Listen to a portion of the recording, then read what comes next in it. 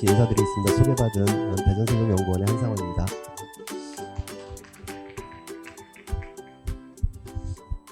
네, 저는 이제 지역학센터의 센터장을 맡고 있습니다. 그래서 이제 내년부터는 이따가 이재민 박사님이 잘 설명을 해주시겠지만 대전학과 세종학이 이제 분리를 할 예정인데 아직까지는 대전세종 지역학연구센터라고 함께 하고 있고요.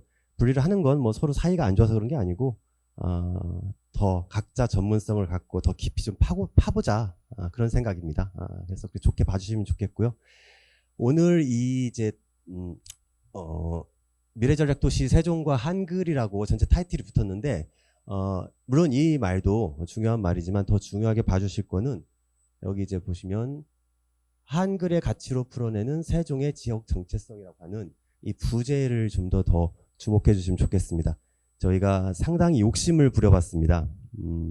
네, 이제 그 무모한 정도인데요. 저게 굉장히 어려운 말, 실현시키기 어려운 말이죠. 한글의 가치로 어떻게 세종의 지역 정체성을 풀어낼까? 둘 다 어려운 건데 그래도 좀 과감하게 한번 기획을 해봤고요. 그래서 발제 3개를 기획을 했고 그 발제가 유기적으로 연결되지 않을까 생각을 했고 이거를 좀 더 발전시켜서 책으로 좀 내고 싶습니다. 그래서 그런 차원에서 욕심을 부렸고요. 그 차원에 전 두 번째 발표로 이렇게 문자라는 추상, 한글 체계를 추상 체계로 해석을 하고 그리고 세종시라는 이 도시 자체도 추상의 체계다라고 정말 과감하게 해석을 해서 그냥 세종시와 한글 그냥 우리가 알듯이 뭐 어느 때 그런 피상적인 연결뿐만 아니라 그 특성을 파고들다 보면 굉장히 맞아떨어지는 부분이 있지 않을까라고 생각을 해본 겁니다. 네, 그렇게 이해를 해주시면 될 것 같습니다. 그래서 저는 이제 세종학 포럼, 한글의 추상성과 추상도시 세종, 이 부분을 주로 말씀을 드릴 건데요. 우선 그 전에 이 세종학 포럼의 의의를 잠깐 말씀을 드릴게요. 지금 세종학 포럼이 올해가 4번째가 아니라 5번째죠. 5번째인데 2019년에 한 번 했고, 이제 코로나 팬데믹 이후에 2021년도, 22년도, 이게 이제 4번째고, 4번째인데, 첫 번째 거는 저희가 주최를 안 했기 때문에 일단 제외를 하고, 2번째, 3번째, 4번째를 보시면, 그냥 저희가 기획한 게 아닙니다. 첫 번째는 세종학 포럼을 시간적으로 한번, 세종시라는 그 특성을, 도시 정체성을 시간적으로 생각해보자, 접근해보자 해서 세종시의 과거와 현재와 미래에 대해서 생각해볼 그런, 기회를 가지려고 했고, 두 번째 작년도 2022년도에는 세종학 자체의 특성, 세종시의 특성이 독특한 특성을 갖고 있기 때문에 세종학의 특성도 매우 독특하고 복잡하고 단안한 그런 특성을 갖고 있다 해서 영역, 주로 탐구 영역이라든가 특성, 성격을 많이 말씀을 드렸습니다. 그리고 올해에는 정말 한글이라고 하는 다른 기존의 보통 지역 정체성 연구에서는 다루지 않는 그 주제를 세종의 도시 정체성, 도시 건설과 연결을 시켜보는 과감한 시도를 이거를 이번 발표 내용에서 다 담아낼 수는 없는 거고 그냥 화두를 던진다라는 차원으로 이해를 해주시면 좋겠습니다. 그래서 뭐 이제 많이 얘기되는 대로 한글의 애민 정신 이것이 곧 세종시가 추구하는 여민 정신과 맞닿지 않을까. 이런 부분은 요즘에 많이 특히 첫 번째 발표에서도 언급이 됐고 많이 얘기가 되는 부분입니다. 여기에 더해서 일단 세 번째 발표를 해주실 유정미 교수님은 한글의 디자인 또 세종시의 도시 디자인 뭐 방향, 뭐 의미, 특성 이런 부분을 말씀해 주실 거로 기대를 하고 있습니다. 세종시가 성립되게 된 이유 많이 얘기가 되고 있죠. 저는 이 영화 모터렌진이라는 영화가 있는데 원래 SF 소설입니다. 이게 이제 가상의 미래 사회를 상정하는데 일종의 저 하나의 그 성 같은 체계가 도시예요. 거대한 도시인데 이 도시들이 자급자족을 할 수가 없습니다. 자원이 이제 다 부족한 사회의 미래에. 그러다 보니까 이 도시가 살기 위해서는 옆에 다른 도시를, 이 도시에 발이 달렸어요. 가서 다른 도시를 쳐 들어가서 그 도시를 먹어야 됩니다. 도시를 부숴서 다른 도시에서 자원을 약탈하는 거죠. 그렇게 해서 이 도시가 살아나는 정말 약육강식의 세계를 그리고 있는 SF 영화입니다. 그 전에 소설이고. 이 모터렌진이 바로 우리 한국 사회를 그리고 있지 않은가라는 생각이 들었어요. 수도권 집중화 현상, 수도권이 모든 걸 다 블랙홀처럼 빨아들이고 다른 지역의 도시들은 소멸의 위기에 가는 이런 약육강식의 적자생존의 이런 논리가 계속 우리나라에서 오랫동안 되어왔고 그걸 타개하기 위한 돌파구로 삼은 게 어쨌든 지역 균형 발전을 추구하는 세종시의 건설이라는 아주 큰 국가적 책무를 갖고 있는 곳이 세종시라고 하겠습니다. 지금 뭐 수도권 서울이 이렇게 확장되어 간 거를 역사적으로 보더라도 섬찟할 정도로 서울 중심주의가 아직도 해결될 기미가 안 보이는데 여러 가지 해결책이 나오고 있지만 결국은 세종시가 그걸 찾아야 되지 않을까라는 생각이 들고요. 도시의 특성이라는 것도 여러 가지 접근할 수 있습니다. 이제 로버트 파우저라는 서울대 교수였는데 이분이 책을 쭉 도시들에 대해 썼는데 이분이 네? 안 나오나요? 네. 네. 대전에 대해서 대전에 오래 살아서 대전에 대해서 얘기를 좀 많이 했어요. 그래서 근데 왜 대전 얘기를 하냐면 대전에 대해서 다른 도시 부산이라든가 이런 도시와는 다르게 대전은 도시의 역사가 굉장히 독특하고 새로 만들어졌고 각각의 개인들이 오늘을 사는 도시다 뭐 이렇게 좀 특별한 얘기들을 하면서 도시 정체성, 도시 재생 이런 부분들이 다른 도시하고는 다르게 해석돼야 된다는 얘기가 있습니다. 그렇다면 이거를 세종시에 적용시켰을 때 미래를 지향하는 세종의 도시 정체성은 어떻게 우리가 생각해 볼 수가 있을까? 이건 답을 지금 내릴 수 없는 계속 가져가야 될 숙제겠죠. 우선 일단 한글의 정신을 다시 한번 넘어가서 보면 많이 얘기되는 계속 애민정신과 세종시의 연민정신 이런 얘기 나오고 세종시가 한글과 직접적인 역사적 관련성을 있다고 하기는 어렵지만 어쨌든 정체성의 한 요소로서 지금 세종시가 선취를 하고 있는 것은 사실입니다. 그래서 이렇게 뭐 여기 세종 보람 종합복지센터처럼 막 이제 드러내놓고 한글을 형상화하는 그런 건물들이 곳곳에 있는 한글 거리도 생기고 전국에서 세종시만큼 한글을 사랑한다고 대외적으로 또 대내적으로 많이 각인되고 있는 곳은 없다고 생각합니다. 그렇기 때문에 당연히 한글은 앞으로도 세종의 지역학, 세종학 연구에서 계속 가져가야 되겠죠. 네. 그리고 특히나 세종시의 현재 건설된 규모가 기존에 있던 조치원, 연기 뭐 이런 지역도 있지만 지금 새로이 건설된 세종시의 지역은 뭔가의 실험을 하기 좋은 규모와 형태를 갖고 있습니다. 그렇기 때문에 한글이라는 굉장히 추상적인 가치를 도시의 특성에 녹여낼 수 있는 가능성을 품고 있는 그런 도시 형태상으로도 가능성을 갖고 있는 곳이 세종시라고 하겠습니다. 그렇다면 이제 한글에 대해서 우리가 흔히 한글의 우수성을 많이 얘기하고 그 우수성이 얘기되는 것들이 몇 가지의 그 요소들을 얘기하는데 조금 더 다른 맥락에서 한번 살펴봤을 때 한글이 갖고 있는 이 추상성의 측면에서 이 특징, 뭐 이제 앞서 발표자께서 이제 그 한글 창제 당시에 신화화하는 것을 경계해야 된다고 말씀하셔서 전적으로 동의합니다. 신화화되는 뭐 화장실에서 다 세종대왕이 앉아있다가 만들었다든가 이런 이제 얘기들도 나오고 그러지만 다 이제 그런 부분들을 이제 우리가 제외하는데 당시의 사건을 신화적으로 해석하는 건 경계해야 하지만 한글 창제라는 것이 갖고 있는 것은 굉장한 혁명적인 사건이었다는 것은 오히려 더 강조돼야 된다고 생각합니다. 왜 혁명이라고 얘기할 수 있을까? 그 부분을 계속 말씀드리겠습니다. 그냥 일반적으로 많은 분들이 한글과 한국어를 혼동하시는 경우가 많습니다. 우리가 쓰는 말, 음성 언어의 체계인 한국어가 우수한 건 아닙니다. 당연히 전 세계의 각각의 고유하게 오랫동안 살아온 사람들이 음성 언어로 내는 목소리, 말은 다 똑같은 거죠. 거기 위계가 있을 수가 없습니다. 한국어는 우리가 이 땅에서 계속 살아온 순간에서 가장 적합한 언어 체계죠. 한국어가 우수하지는 않습니다. 그런데 문제랄까요? 한글은 분명히 우수하다는 거예요. 한글이라는 것이 우수할 뿐더러 매우 독특한 특성을 갖고 있습니다. 한글이라는 문자 체계가. 그렇기 때문에 오늘 한글 도시 세종이라고 할 때 한국어를 여기서 생각하실 필요는 없다고 말씀을 드리는 겁니다. 한글, 순수하게 한글이라는 체계를 어떻게 생각할 수 있을까라는 것이죠. 여기 이제 전에 이제 문자라는 시각적인 장치라는 겁니다. 문자는. 그러니까 결국 우리가 말하는 언어를 쓰게 되는 거죠. 쓰여진 언어가 문자 체계예요. 예, 이게 이제 그 기호학에서 에크리티르라고 하는 쓰여진 언어 체계입니다. 이 한글이라는 에크리티르가 굉장히 다른 기존에서의 에크리티르와는 완전 다른 체계라는 겁니다.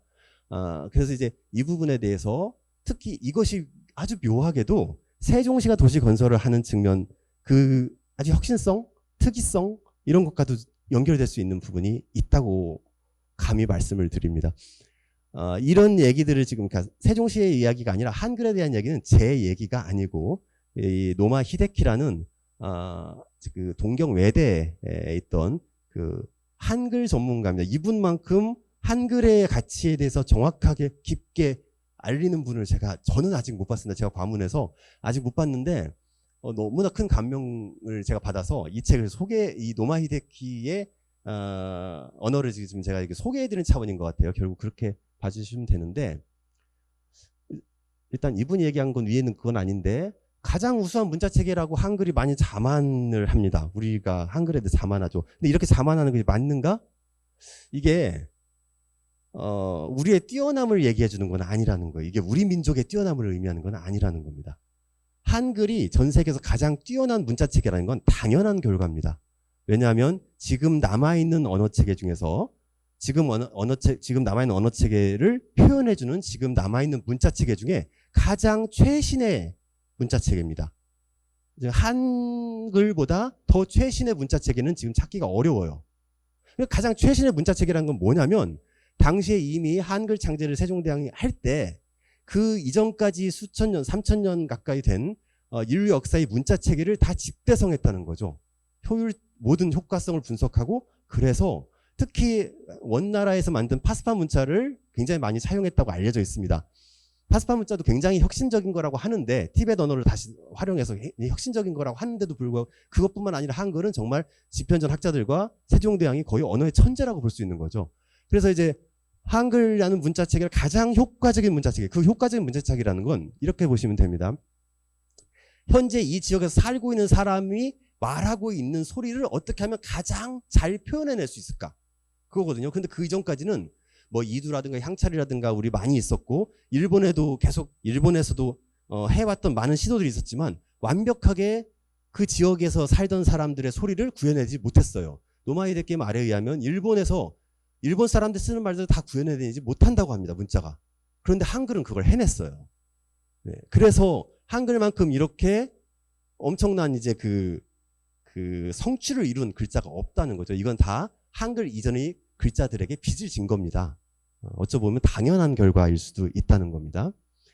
이게 이제 그 일종의 그 훈민정음 할 때 정음이라는 건데, 정음이라는 부분에 이제 훈민이라는 부분이 같이 붙죠. 그러니까 훈민 정음으로 표현이 되는데, 여기서 갖고 있는 한글이 이렇게 만들어야만 되는 가치, 이 땅에 사는 사람들의 소리를 다 표현해내야 된다는 절실한 그 노력, 그 부분, 마치 한국에서 이 극심한 지역 불평등을 해결해야 된다는 절실한 열망, 이런 것과도 비슷한 거죠. 당시에 그거를 이제 해낸 거죠. 그래서 훈민정음을 읽고 쓴다는 것은 전체적인 보편을 아우르는 그런 계기로서 의미가 갖고 있는 겁니다. 그렇다면 세종시가 도시를 구현해내고 미래 발전을 하는 것은 단지 세종시만의 문제가 아니라 앞으로 우리나라 사람들이 어떻게 더 살아가면 더 풍요로운 삶을 살 것인가에 대한 보편적인 가치를 만들어주는 겁니다. 보여주는 겁니다.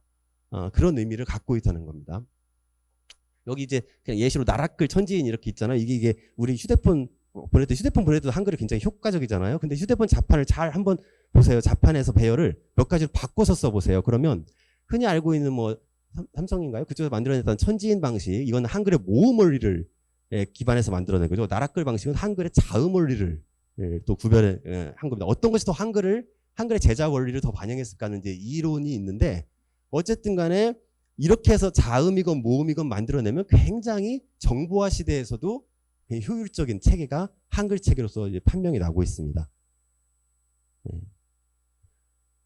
그래서 여기 좀 전에 이제 그래서 이 에크리튜르의 혁명이면서 한글 체계란 건 우리가 알아간다는 알의 지식을 전달하고 공유하는 그런 에크리튜르의 체계면서 형태의 방식, 게슈탈트라고 하는 형태의 방식의 또 다른 혁명입니다. 그러니까 에크리튜르도 혁명을 이뤘고 게슈탈트도 혁명을 이룬 정말 혁신적인 그런 글자 체계죠.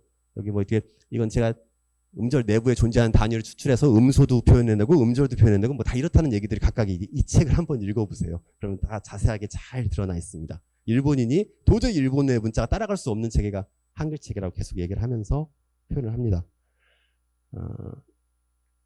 그리고 한편 이 게슈탈트라는 특징이 한글이 갖고 있는 형태적인 특징인데, 형태적인 특성이 디자인과 연결했을 때 풍부한 가능성을 보여줍니다. 원래 한글이라는 글자체계가 나오기 전에는 다 한자체계였고, 한자체계라는 거는 어떤 걸 상정하고 있냐면 붓의 움직임을 상정을 합니다. 붓의 움직임에 따라서 한자체계가 그려지기 때문에 붓이 쭉 가고 오고 가는 선의 움직임이 결정적으로 그게 이제 모든 글자와 관련된 디자인의 형태입니다. 그런데 한글이 만들어지면서 그 붓의 형태, 붓의 선을 거부해요. 거부하고 압축적으로 조합하는 형태로 바뀝니다. 정말 이건 혁신인 거죠, 당시에. 엄청난 혁신이고, 당시에 최만리가 이제 뭐 반대의 정도로 떠나서 이 부분을 많이 염려했던 걸로, 이렇게 우리가 알고 있는 이 형태론적인 그런 체계가 무너지는데 이게 과연 바람직한 거냐라는 의견을 표출했다고도 합니다. 그런데 다시 또 한글은 이 붓의 형태를 거부한 것 같더니 붓의 선의 형태를 또 다시 또 가져와요. 그래서 흔히 컴퓨터에서 보면 궁서체 이렇게 있잖아요. 이거는 원래 한자에서 쓰던 체를 가져오는 거거든요. 그러니까 다른 형태의 문자를 가져올 수 있는 확장성도 갖고 있습니다. 엄청난 포용성과 확장성을 갖고 있는 거죠. 그래서 아주 풍부한 디자인의 형태로 무궁무진한 미디어적인 정보 전달의 효과성까지 해서 그런 가치를 갖고 있다는 거죠. 물론 이게 이제 이러다 보니까 뭐 정보를 전달해주는 능력이 워낙 탁월하다 보니까 더 그만큼 이게 한글이 난립하다 보면 더 피곤해진다는 그런 의견도 있더라고요. 네, 그건 이제 여기서는 뭐 주된 주제가 아니니까 넘어가겠습니다.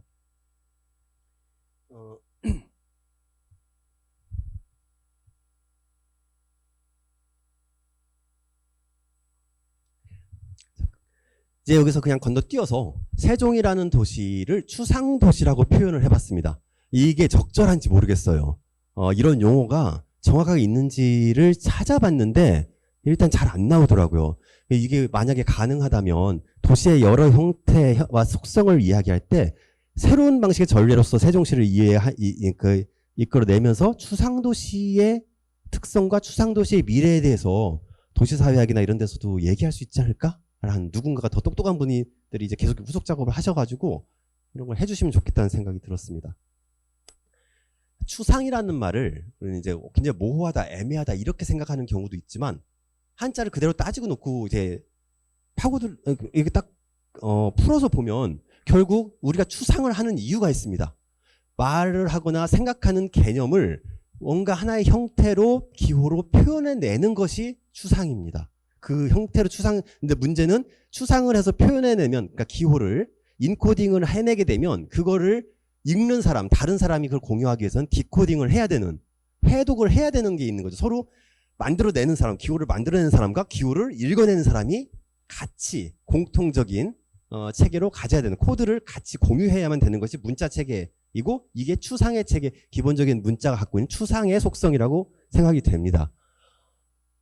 그랬을 때 이 세종이라는 지역은 어떤 필요성에 의해서, 여기 필요성에 의해서 이 행정중심 복합도시가 주로 주인공이 되고 있지만 계속 이 지역에서는 원래부터 살았던 주민들이 있습니다. 오랫동안 살았던 이 지역에 다 포함이 됐어요. 그러면 추상을 했던 이 부분 체계가 이 세종시라는 새로운 체계가 다른 원래의 도시를 합쳐서 다 똑같은 세종시를 이루고 있기 때문에, 그리고 이것이 굉장히 인위적으로 설정이 됐습니다. 정말 인위적으로 이 지역의 사람들이 생활하기 위한 도시의 특성을 만들어내기 위해서 그 개념을 추상화해서 세종시라고 명칭을 붙여놨습니다.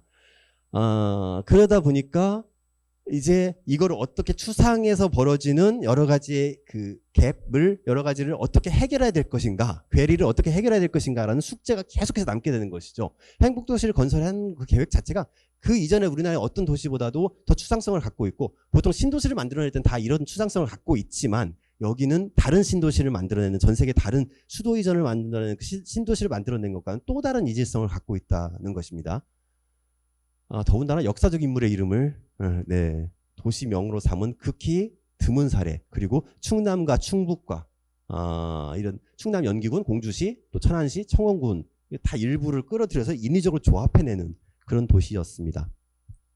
전체적으로 이 세종시 설계와 추진 스마트시티 이 부분 전체적인 세종시가 왜 추상성을, 어떻게 이렇게 추상성을 표현해주고 있는가를 오늘 설명에 얘기를 드리려면 시간이 너무 없겠다 생각했는데 다행히도 토론자이신 황재훈 교수님이 토론문보다도 발제문에 가깝게 굉장히 그걸 잘 해주셨더라고요. 그래서 저 오늘 자료집 보고 이제 한시름 났습니다. 그래서 그게 거기 아주 세세하게 잘 되어 있습니다. 세종시의 특성, 도시설계적인 특성들이 많이 표현이 되어 있고요. 넘어가겠습니다.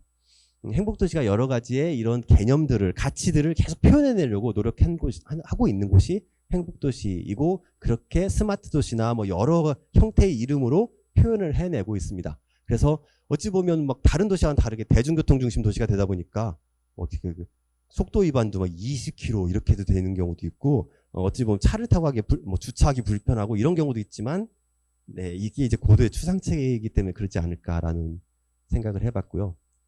다만 도시는 기본적으로 추상성을 갖고 있고, 추상도시를 궁극적으로 지향을 하다 보면 이게 이제 일종의 위험성이 있는 것이죠. 그래서 이게 그냥 추상으로만 매몰되다 보면 결국 겪는 어려움들이 있습니다. 그래서 새로운 신도시를 건설할 때 이런 어려움이 등장하는 경우가 많습니다.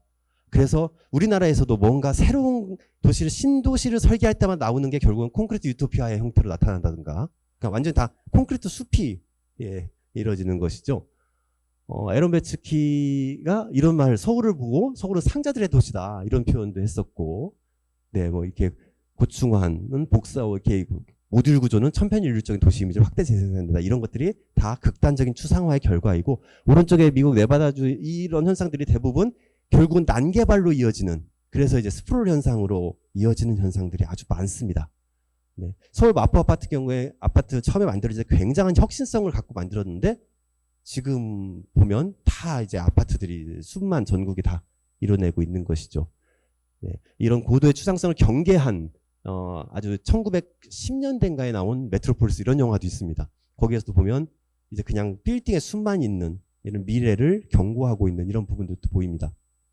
그래서 세종시가 더 좋은 방향으로 나아가면서 세종시가 갖고 있는 추상이라는 특징을 갖고 가져가면서 어떻게 하면 현실을 더 나은 방향으로 갈 수 있을까라는 거는, 이 부분은 대안적인 부분이지만 대안을 쉽게 얘기할 수는 없을 것 같습니다. 다만 기존에 이제 도시 계획을 했던 분들이 어떤 생각을 했을까 해서 아주 유명한 사례만 몇 가지 말씀드리면, 원래 도시는 이제 건축에서부터 많이 비롯이 되죠. 그래서 건축을 하고자 하는 꿈이 결국 도시를 만들고자 하는 꿈으로 확장이 된다고 봤을 때, 그러니까 결국 건축이라는 거는 어떤 형태든 그 지역에 사는 사람들이 더 살기 좋은 거주 환경, 살기 좋은 환경을 만들어내는 것입니다. 이런 것들이 계속 아주 고대 로마에서도 인슐라 이런 부분들을 연립주택의 형식에 만들어내기도 하고, 뭐 우리나라에서도 담양 소세원이라든가 이런 주택들을 보면 우리나라 현실, 그러니까 자연에 기대어서 우리의 삶을 풍요롭게 만들기 위한 고민의 흔적들이 계속 보이는 거죠. 그래서 뭐 그러다 보니까 최근에는 첨단 도시, 스마트 도시, 압축 도시, 친환경 도시 요런 표현들이 많이 등장하는데, 이 표현들이 전부 다 세종시에도 똑같이 지금 주장하는 표현들입니다. 네. 도시계획이 근대 도시계획, 비엔나 학파에서 근대 도시가 나오면서 오토 바그너가 이제 처음 이제 건축에서 도시로 확장되는 그런 이제 야심을 드러내면서, 그 뒤에 많은 서양의 건축가들은 이제 새로운 도시를 만들고자 하는 욕망이 있었고, 르꼬르비제가 뭐 찬디가르를 이렇게 설계한다든가 뭐 이런 부분들, 대전에도 대전 도룡동 타운하우스 같은 경우는 이런 혁신을 실험한 이런 건축, 지금은 이제 헐렸는데 이런 사례들이 계속 되어 왔습니다. 이런 사례들은 결국 자연과 인위성과의 어찌 보면 싸움이라고 볼 수 있고, 이게 뭐 너무 이렇게 제가 그냥 단편적으로 너무 극단적으로 얘기했는데, 건축의 역사에서 르꼬르비제가 현대도 이런 이제 전체적인 아파트에 많은 사람들이 효율적으로 살 수 있는 것을 꿈꿨던 거에 비해서 같은 거의 비슷한 시기에 프랭크 로이드 라이트는 이런 자연 속에서 인간이 좀 더 겸손한 형태의 건축을 추구하는 이런 계속된 건축의 역사, 도시 설계의 역사였다고 생각이 됩니다.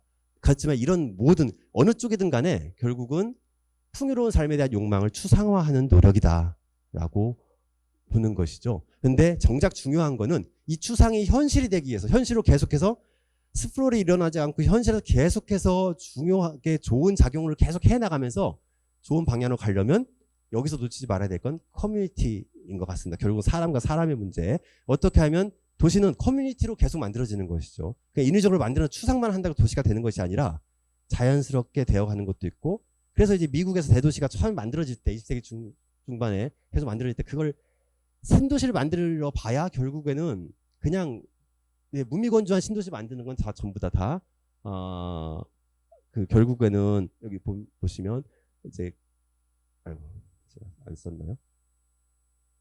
표현들이 좀 있는데요. 제가 뺐네요.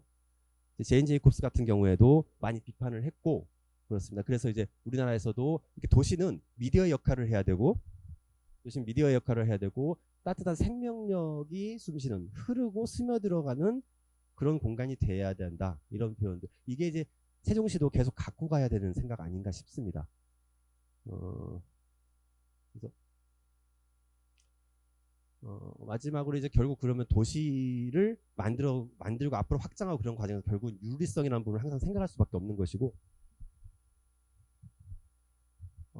결국 그 같이 살아가는 사회 그래서 이제 그런 걸 표현할 때 뭐 다공성, 만들기의 연대 이런 형태로 표현이 될 것 같습니다. 그래서 우리가 도시에서 살고 있는 일상의 문제 세종을 갈 때 재미가 없는 도시라는 표현들을 많이 사람이 잘 안 보이는 도시라는 표현도 하고요.